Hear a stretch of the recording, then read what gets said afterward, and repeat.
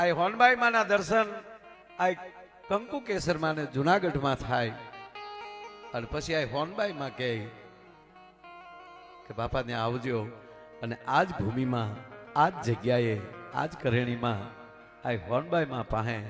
આ કંકુ કેસરમાં આવે એનું બાલ્ય અવસ્થા પરિવારે તો કંકુમાં નામ રાખ્યું હતું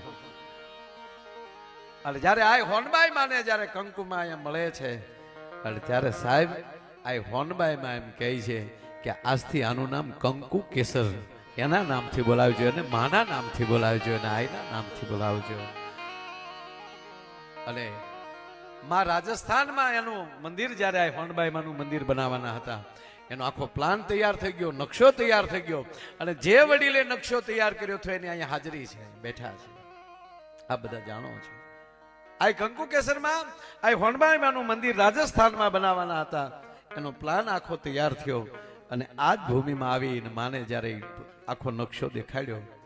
અને માનો વિચાર તો જુઓ સાહેબ આ કંકુ કેસરમાંનો કે જ્યાં મને માં મળી હતી